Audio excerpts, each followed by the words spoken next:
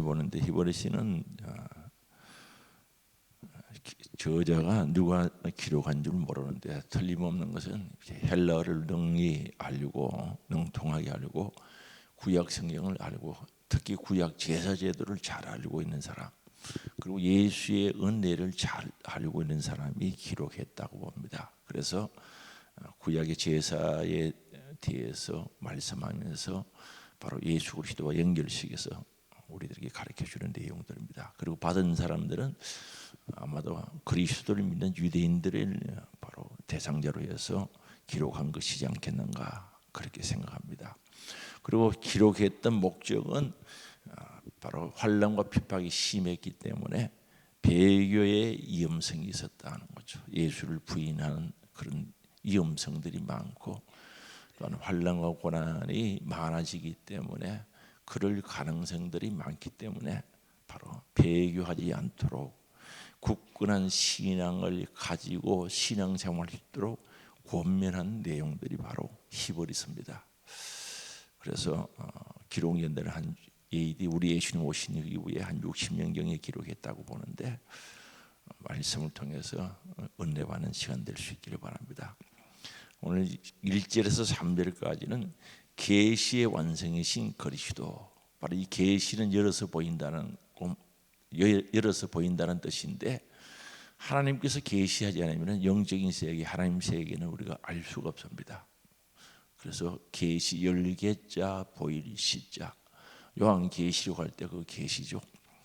그래서 영적인 세계, 하나님 세계를 열어서 보이는 건데 바로 계시의 완성이신 그리스도. 그래서 이 계시는 이제 보통 두 가지 계시가 있다고 보는데 일반 계시라고 그래요. 일반 계시는 하늘에 시편 19편에 보면 하늘의 천체를 보면서 하나님을 찬양하죠. 거기서 하나님의 음성을 듣는 겁니다. 그건 자연 계시에 해당하는 겁니다. 자연을 보고 이 세상이 돌아가는 모든 과정들을 보면서 하나님이 계시구나. 그 속에서 하나님의 말씀을 듣는 거죠. 그 자연 계시라 그러고 그다음에 특별 계시는 두 가지입니다. 곧 하나죠. 예수 그리스도를 특별 계시. 하나님의 세계를 보여주기 위해서 예수 그리스도를 보내주셨고 나아가서 성경인 하나님의 말씀을 우리들에게 보여주시는 거죠. 그래서 영적인 세계, 하나님 세계를 예수님을 통해서 알 수 있고 또 나아가서 성경 말씀을 통해서 알 수 있는 것. 이걸 특별 계시라고 합니다. 그래서 오늘 예수 그리스도는 바로 계시의 완성이시다. 계시의 완성이신 그리스도에 대해서 말씀합니다. 하나님의 세계를 보여주는 데 있어서 바로 예수 그리스도가 완성하셨다는 그 뜻이죠. 그러면은 그 1절에 봅니다. 옛적에 구약시대 때 이런 뜻입니다. 옛날에 옛적에 구약시대 때 선지자들을 통하여 이 선지자들은 복음을 전했던 사람들이죠. 하나님의 말씀을 받아서 전하는 사람들을 선지자라고 하는데 히브리 말로는 라비라고 하죠. 입에 거품을 물었다 하는 뜻이죠. 하나님의 말씀을 받아서 가감없이 입에 거품을 묻듯이 말씀을 그대로 선포하는 사람들을 가리켜서 바로 선지자라고 이야기하죠. 가짜 선지자 말고 진짜 선지자는 말씀을 받아서 그대로 전하는 거죠. 그래서 구약 시대 때도 보면은 예레미야 같은 진짜 선지자들은 감옥에 갇히고 구덩이에 빠지고 볼터기 두드려 맞고 하는 거죠. 왜요? 하나님 말씀을 그대로 전하니까 듣기 싫어하는 사람들이 있거든. 그러나 가짜 선지자는 기분 맞춰서 이야기하는 거예요. 사람 기분 맞춰서 이야기하니까 환영받는데 결국은 그들은 다 제갈 길로 가죠. 진짜 선지자는 벌떼기 맞든 옥에 갇히든 고생을 하든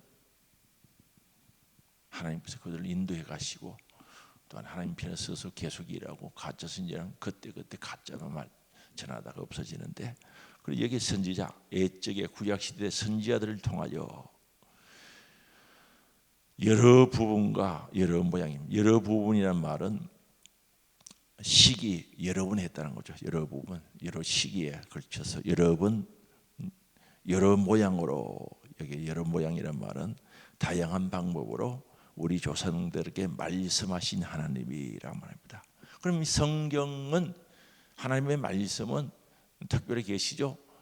구약 시대 때 선지자를 통해서 여러 시기에 그다음에 여러 번 다양한 방법으로 여러 모양으로 우리 조상들에게 말씀했다. 그럼 조상들이 이스라엘 백성들이고 구약 시대 사람들이죠.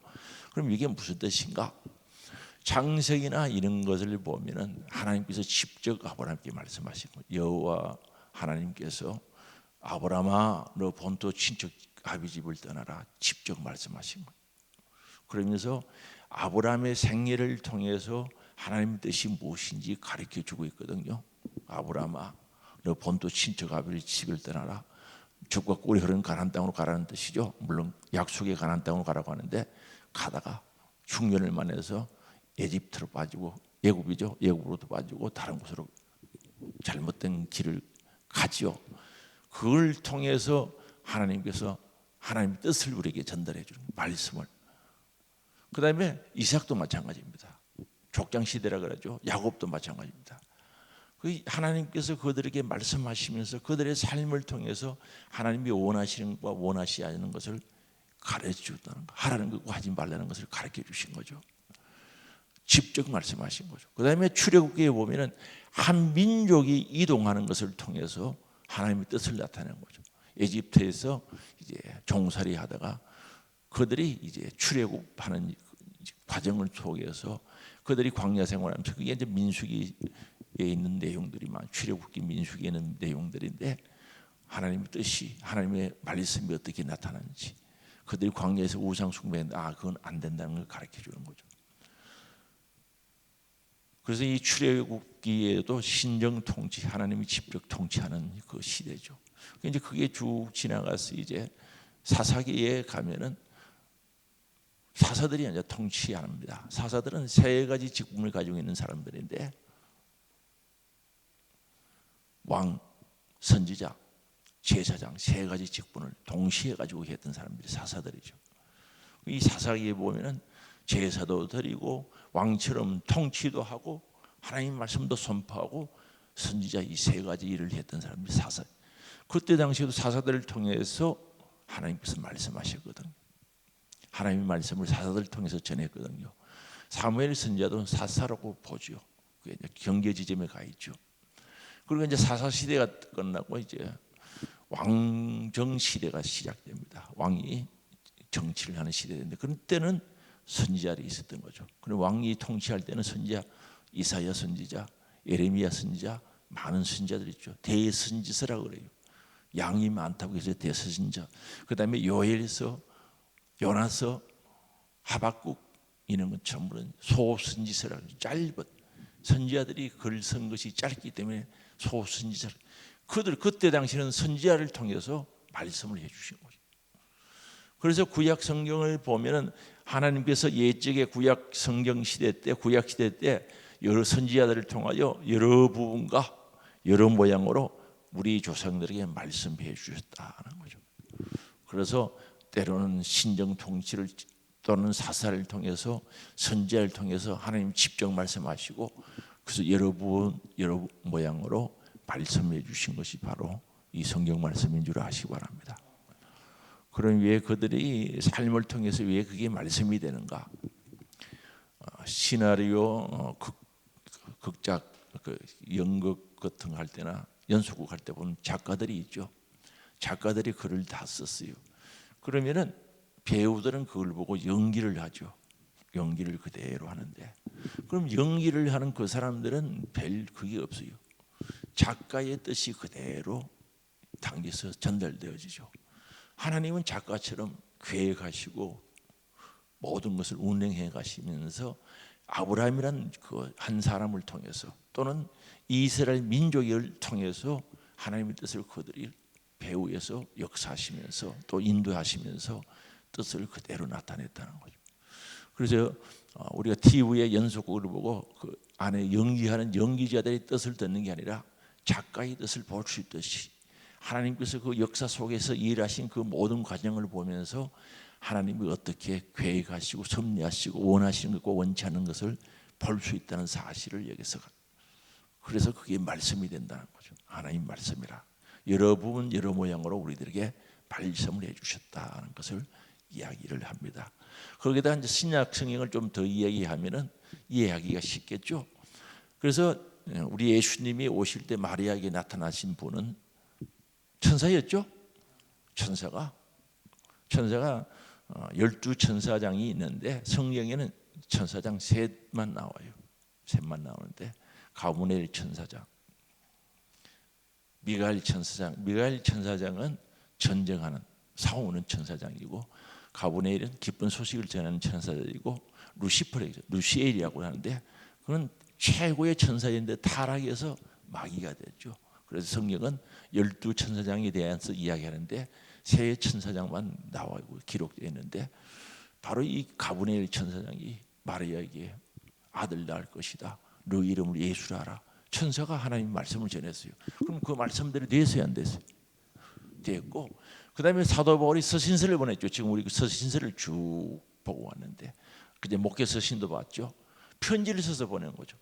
편지를 썼는데 사도 바울이 썼지만은 성령의 영감을 받아서 편지 써서 보내니까 그 편지가 누구의 편지입니까? 하나님 편지죠. 저는 예를 들어서 글을 몰라 집에 형이 미국에 사실 살다 왔거든요. 한 10몇 년 살다 왔는데 우리 아버지가 우리 아버지가 글 몰라서 저보고 편지 쓰라고 시키면은 그게 우리 아버지 편지입니까? 저 편지입니까?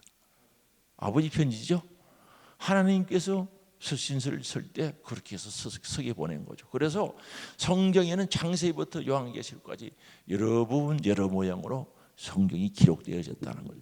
조상들에게 말씀하신 구약 성경을 이야기합니다. 그 참고로 좀 신약을 말씀드렸습니다. 그런데 이 모든 마지막에 아들을 통하여 우리에게 말씀하셨다는 거예요.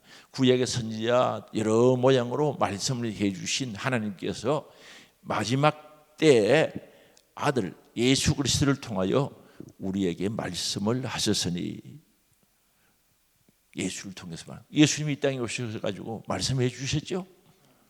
그게 이제 복음서죠. 마태, 마가, 누가, 요한복음, 복음서 말씀하셨으니 이 아들이 누구냐는 거죠. 만유의 상속자로 세웠다.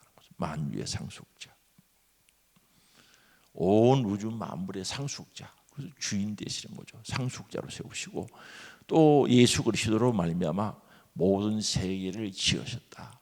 예수 그리스도께서 요한복음 1장 1, 2, 3절 쭉 읽으면은 태초에 계신 말씀이 곧 하나님이신데 그 하나님이 바로 예수 그리스도죠. 그분이 말씀으로 천지를 창조하신 창조주가 됩니다. 그리고 우리 예수님은 창조주가 되신다는 거죠. 그래서 모든 세계를 지으신 창조주시다는 것을 말씀합니다. 그리고 3절입니다. 이는 하나님의 영광의 광채시오라고 말합니다. 광채, 영광의 광채, 하나님의 속성을 나타내는 거죠. 빛을 가리켜 광채, 영광스러운 빛이라는 거죠. 영광의 광채시오. 왜 그게 영광의 광채가 되는가? 그 본체의 형상이다 하는 거죠. 하나님의 본질이 그리스도 안에 그대로 나타나 있다는 거죠. 그 본체의 형상, 하나님이 본체인데 그 본체의 형상에는 하나님과 동일하신 분이라는 거죠. 하나님의 본질이, 하나님의 모습이 그대로 그리스도 안에 나타나 있다는 거죠. 그래서 영광의 본체, 본체이신 하나님을, 영광스러운 본체이신 하나님을 그대로 닮은, 가지고 있는 분이 예수 그리스도라는 거죠. 그래서 예수 그리스도는 곧 하나님이신 줄 믿으시기 바랍니다. 그래서 그리스도, 예수님께서 말씀하시죠. 나를 본 자는 누굴 봤다 그랬습니까? 하나님을 봤다는 거죠. 하나님과 동일하신 분이다, 그 뜻이죠. 영광의 광채시요 그 본체의 형상이라. 그의 능력의 말씀으로 만물을 붙드시고, 하나님의 말씀, 예수 그리스도의 말씀을 통해서 만물을 붙드신다고 표현하고 있죠. 이 붙든다는 말은 이끌어간다 라는 뜻이죠. 만물을 창조하고 버려둔 게 아니라 하나님께서 예수 그리스도를 통해서 만물을 이끌어가도록 그렇게 하셨다는 거죠. 만약에 창조하고 그대로 버려두면 안 되죠. 온 우주를 창조하신 하나님께서 이제 만물을 붙드시고 이끌어가시고, 그 다음에 죄를 정결하게 하는 일을 하시고, 이 세상에 오셔서 저와 여러분은 우리 온 인류의 죄를 대속해 주신, 십자가에 죽으신 분이라는 거죠. 속량해 주신 분이라는 거죠. 그래서 죄를 정결하게 해서 내가 죄의 삭은 사망인데 우리 예수님께서 내 죄를 대신 짊어지시고 십자가에 죽어주셨다. 내가 죽어야 할 죽음을 대신 죽으시고 바로 죄를 정결하게 했다. 물론 이게 정결이 그냥 되는 건 아니죠. 예수 그리스도를 믿고 예수 피공을 의지하여 회의할 때 정결하게 되는 겁니다. 죄를 정결하게 하는 일을 하셨다는 거죠. 십자가에서 대속의 사업을 하셨다는 겁니다. 그리고 높은 곳에 계신 지극히 크신 이에 하나님 우편에서 앉아 계신다는 거죠. 그러면 이제 히브리서 뒤에 가면은 7장에 가면은 하나님 우편에서 우리를 위해서 뭐 하신다고요? 중보의 기도를 하죠. 하나님 우편에서 그냥 계시는 게 아니라 우리를 위해서 중보의 기도, 교랑적인 역할을 한다는 거죠. 우리가 기도할 때 우리 예수 이름으로 기도하면은 우리 예수님께서 그 기도를 받아서 하나님 앞에 아뢰는 거죠. 그래서 지극히 크신 이의 우편에 앉았었다는 거예요. 그 예수 그리스도 창조주 되시고 대속의 죽음을 통해서 우리를 속량 구원해 주시고 또한 우리를 위해서 중보기도 하시는 그 예수 그리스도 부활 성천하셔서 중보하신 예수님이 마지막 때 우리에게 진짜 하나님의 말씀을 가지고 오셨다는 사실을 여기서 분명히 발식키고 있습니다. 그래서 계시의 완성이다. 이제 더 이상 계시를 받아 성경을 더 기록할 수가 없는 거죠. 그래서 예수님 오신 이후에 이제 모든 성경이 완성된 거죠. 그래서 더 이상 누가 은혜를 받았다고 해서 성경을 추가로 만들면 그게 이단이 되는 겁니다. 그래서 몰몬교지요. 몰몬교 같은 거는 다른 책이 있어요. 자기들이 만든 책이 있는데 그래서 이단입니다. 성경 외에 다른 것을 만들면 이단이 되는 거죠. 예수 그리스도께서 오심으로 말미암아 계시가 완성되어졌다는 거죠. 그래서 성경은 더 이상 안 만들어. 지금 아무리 성령 충만해서 나는 성령의 계시를 받았다. 성령으로 인정해 주지 않습니다. 그래서 우리 예수님은 하나님의 아들을 통하여 말씀하신 분이다는 것. 그리고 계시의 완성이신 그리스도이시다는 것을 말씀합니다. 그다음에 이제 4절에서 14절까지는 천사보다 우월하신 월등하신 그리스도다라는 거죠. 우리 천사와 예수 그리스도를 비교해서 천사보다 월등하다는 거죠. 그럼 왜 이걸 비교하는가? 원래부터는 그런데 왜 비교하는가? 그게 아닙니다. 4절에 보면은 그가 천사보다 훨씬 뛰어남은 우리 예수님이 천사보다 훨씬 더 뛰어남은 그들보다 더 아름다운 이름을 기업을 얻었다. 이 말씀을 하게 된 동기가 구약의 율법을 전달한 사람이 누구? 전달한 사람이 아니고 전달자는 그 천사입니다. 천사가 율법을 모세에게 전달했어요. 그래서 유대인들은 율법을 좋아하기 때문에 율법만 의지하기 때문에 율법을 절대적으로 하나님의 말씀으로 알기 때문에 천사를 아주 귀하게 생각합니다. 천사를. 그래서 유대인들에게 잘못된 유대인들에게 가르쳐주기 위해서 천사하고 우리 예수 하나님 아들 예수하고는 비교가 안 되는 거야. 천사가 모세의 율법을 모세에게 전달했지만 그 천사하고 예수님하고는 비교가 될 수 없다는 거죠. 그러면은 사도행전 7장을 읽어봅니다. 사도행전 7장 38절.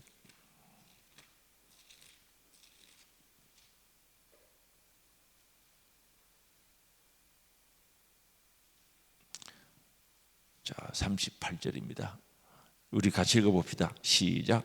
시내 산에서 말하던 그 천사와 우리 조상들과 함께 광야교에 있었고 또 살아있는 말씀을 받아 우리에게 주던 자가 이 사람이라.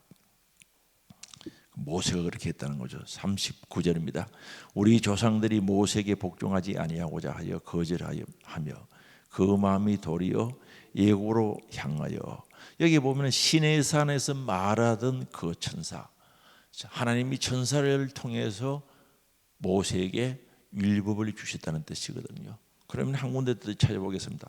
갈라디아서 3장 19절입니다. 갈라디아서 3장 19절.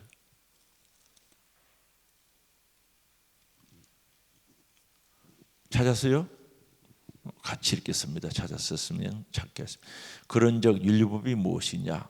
범법함으로 더하여진 것이라 천사들을 통하여 한 중보자의 손으로 베푸신 것인데 약속하신 자손이 오시기까지 있을 것이라. 여기 율법에 대해서 이야기하거든요.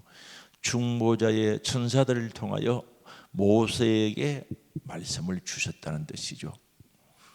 그럼 이게 뭘 중요한데 자꾸 말씀하는가? 유대인들은 율법이 최고인 줄 알고 율법만 의지하니까 그래서 복음이 받아들이지를 않는 거죠. 그들이 율법 속에 꽉 매여 있으니까. 그래서 그러므로 말미암아 그들은 천사를 아주 귀하게 본 겁니다. 율법은 누굴 통해서 전달됐다고요? 천사들을 통해서 전달됐기 때문에 유대인들은 천사를 아주 귀하게 본 거죠. 그래서 뭐 그런지는 몰라도 천사를 숭배하기도 했죠. 그게 잘못된 거죠. 그래서 여기서 밝히는 거죠. 복음을 그들에게 주기 위해서 천사하고 예수 그리스도는 비교가 되는 게 아니야. 그러면서 4절에 다시 봅니다. 천사보다 훨씬 뛰어나다는 거죠. 그들보다 천사보다 더욱 아름다운 이름을 기업을 얻었다 하는 거죠. 그래서 여기 천사보다 뛰어나다, 기업을 얻었다. 이 말은 그리스도는 하나님의 아들이 되었다는 거죠. 예수 그리스도는 하나님의 아들이다. 기업이 되었다는 거죠. 그래서 5절에 하나님께서 어느 때에 천사 중 누구에게 너는 내 아들이라 오늘 내가 너를 낳았다 그런 적이 없다는 거죠. 그렇게 불러준 적이 없다는 거죠. 천사를 뭐 아들이라고 그런 게 없어. 예수 그리스도만 하나님의 아들이라고 그랬다는 겁니다. 그리고 6절에 그가 맏아들 예수 그리스도 상속자라는 뜻입니다. 맏아들 이 우주 만물의 상속자죠. 맏아들을 이끌어 세상에 들어올 때 천사들이 경배했다는 거죠. 우리가 누가복음에 보면 예수님이 이 땅에 오실 때 천사들이 경배했죠. 천사와 예수님의 차이를 이야기합니다. 그 다음에 7절도 마찬가지입니다. 천사들은 바람으로 그의 사역자들을 불꽃으로 삼으셨다는. 그러나 천사들은 그 일하게 하신 사역자라는 거죠. 일꾼이라는 거죠. 그러나 우리 예수님은 영광의 주가 되신다는 거죠. 8절부터 9절까지 아들에 관하여는 하나님이 주의 보좌에 영영하며 주의 나라에 규는 왕이 잡는 지팡이죠. 공평한 규인이다. 주께서 을을 사랑하시고 불법을 미워하셨으니 그러므로 하나님은 곧 주의 하나님이 전류금의 기름을 임직받을 때 붓는 기름을 가리킵니다. 하나님의 아들로서 만왕의 왕으로서 기름을 부었다는 거죠. 우리 예수님은 왕이 되신다는 거죠. 주께서 부어 주를 동료들보다 뛰어나게 했다. 왕이 되게 하셨다는 거죠. 그 다음에 창조주가 되셨다는 거죠. 10절 11절에 보면 그분은 창조주가 되셨다는 거죠. 주여 태초에 주께서 땅에 기초를 두셨으며 하늘도 주의 손으로 지으신 바라. 그것들은 피조물은 멸망할 것이나 오직 주는 영존하다는 거죠. 주님은 창조주시다는 것을 밝힙니다. 12절도 마찬가지입니다. 13절입니다. 어느 때 천사 중 누구에게 내가 내 원수로 내 발등성이 되게 하기까지 너는 내 우편에 앉아 있으라 하셨느냐. 천사가 하나님 우편에 앉아 있지 않지요. 그러나 우리 예수님은 하나님 우편에 앉아 영광의 보좌에 앉아 계시다는 거죠. 여기 천사와 예수님은 다르다는 거죠. 14절 모든 천사들은 섬기는 영으로서 구원받은 상속자들을 위하여 섬기라고 보냈다는 거죠. 오늘 우리 구원받은 상속자, 물론 예수님도 포함되고 우리도 포함됩니다. 섬기라고 보낸 천사는 섬기는 영이라는 거죠. 그래서 성경에 보면은 천사는 영물입니다. 영물, 영적인 존재죠. 영적으로 사는 데는 불편함이 없어요. 그러나 피조물 중에 가장 아름다운 것은 우리 인간이라는 거죠. 우리가 지금 신앙생활하면서 왜 힘들어합니까? 하나님의 형상과 모양대로 시험받는 것이 바로 육이란 그릇 속에 담겨져 있기 때문에 신앙생활이 힘들어요. 그러나 그 천사는 영적인 존재에 영적으로 사는데 불편함이 없지만 그 천사를 만든 것은 상속받을 자, 모든 천사들은 섬기는 영이라는 거죠. 섬기는 영인데 구원받은 상속자들을 위해서 섬기라고 했다는 거죠. 그래서 예수 그리스도를 섬기고 앞에서 말씀하신 대로 예수님이 올 때 찬양했죠. 우리 구원받은 하나님의 자녀들을 섬긴다는 거죠. 그럼 여기는 이제 좀 애매한 부분입니다만 많은 기도하는 목사님들이죠. 이제 이거는 전달하는 겁니다. 사람들이 은혜를 받아서 능력이라고 했을 때 그게 능력의 역사가 어디서 나타나는가? 그 정도가 차이가 어디 나는가? 천사를 동원할 수 있는 능력이라고 그래요. 천사를 동원할 수 있는 능력.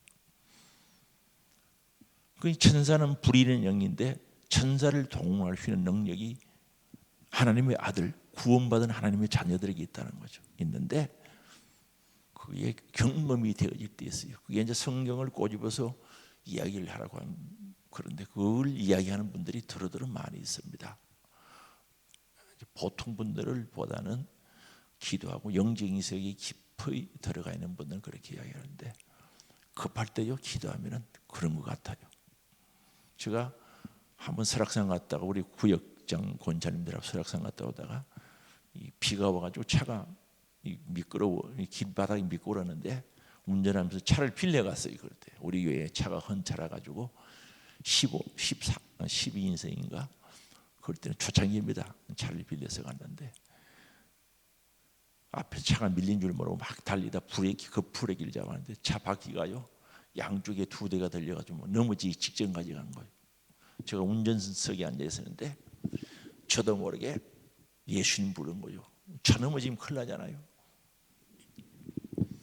예수님 이름 부르면서 기도를 했는데 순간적으로 기도했는데 차가 넘어지기 직전에 싹 돌아오더라고요.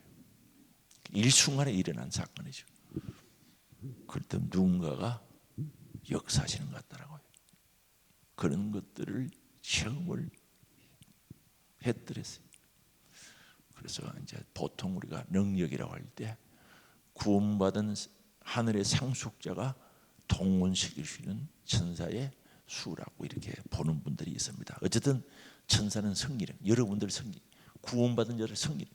그래서 여기서 이제 유대인들에게 천사 숭배하지 말고 천사를 이렇게 하지 말고 그건 아니다는 거죠. 예수 그리스도는 하나님의 아들이다. 그분은 만왕의 왕이시다. 그분은 창조주시다. 온 우주 만물을 섭리하시는 분이다. 천사는 성결하고 보낸 거지. 예수 그리스도는 상속자다. 온 우주의 주이시다는 것을 확실히 심어주시죠. 그리고 그분은 말씀의 완성자이시다는 거죠. 그래서 우리 예수 그리스도가 말씀이신 줄 아시기 바랍니다. 그래서 말씀 들을 때 그분이 예수 그리스도의 역사를 가져온다는 거죠. 그래서 설교를 잘 들어야 돼요. 레마의 말씀이라 그러죠. 말씀 잘 들어야 돼요. 말씀 안 들으면 신앙 성장이 안 되는 겁니다. 영적인 세계를 물론 기도를 통해 살아가는데 말씀이 바탕이 된 영적인 세계를 알아가야지 말씀 없이 영적인 세계를 알면은 위험하다. 그래서 오늘 우리 말씀을 사랑하고 말씀을 가까이 하고 말씀의 깊이가 닿음으로 영적인 세계의 깊이가 깊어지고 우리의 신앙이 굳건하게 서서 흔들림이 없기를 주의 이름으로 축원합니다. 기도하시겠습니다. 사랑과 은혜가 풍성하신 아버지 감사합니다. 오늘 시보리스를 통해서 정말 예수 그리스도는 말씀의 완성이시고 예수 그리스도를 통해서 말씀하셨고 예수 그리스도 곧 말씀이신 것을 우리 깨달았습니다. 순종하고 세상에 그 어떤 것들에 흔들리지 않게 하시고 오직 말씀만이 우리 안에 역사하게 하시고 말씀대로 살아가게 하시고 말씀대로 이루어지는 역사가 있게 하옵소서. 육의 질고로 고난당한 자를 사랑하사 치료하시고 강건하게 하시고 새 힘 주셔서 성리케 하여 주시기를 간절히 바라고 원합니다. 도우시는 놀라우신 은총과 사랑으로 역사하시고 건강 주셔서 영혼의 때를 위해 살아갈 수 있도록 인도하여 주셔서 오늘도 거룩한 주일을 준비하는 한 날 되게 하시고 말씀과 함께 주님과 함께 승리하게 하옵소서. 오늘도 감사의 물들입니다. 감사 받으시고 감사의 능력 비밀 가지고 하늘의 복 땅의 복으로 채워주시고 감사가 끊어지지 않는 은혜의 삶 되어지게 하옵소서. 일체만 감사드립니다. 주님 기억하옵소서. 기록된 기도의 제목 담겨져 있는 기도의 제목 읽으시고 열매 맺게 하시고 풍성케 하시고 영관에 강건하게 하시고 믿음의 길 가게 하옵소서. 구원의 길 가게 하옵소서. 귀한 물질 사용되는 것에 복음의 역사를 나게 하시고 하나님 나라가 확장되어지게 하옵소서. 예수님의 이름으로 기도하옵나이다. 아멘. 우리 주여 한번 부르고 우리 예수님 인정하고 알고 고백해야 합니다. 높여드리면 그분이 좋아하셔요. 예수를 인정해야 돼요. 그분은 말씀이십니다. 창조주십니다. 내 죄를 위해서 십자가 살찌어 피 흘려 대속의 죽음을 죽어주신 우리를 속량해 주신 분입니다. 그분을 생각하면서 예절하게 기도해서 말씀으로 주님으로 충만해지는 역사가 있기를 원합니다. 주여 한번 부르고 기도합니다. 주여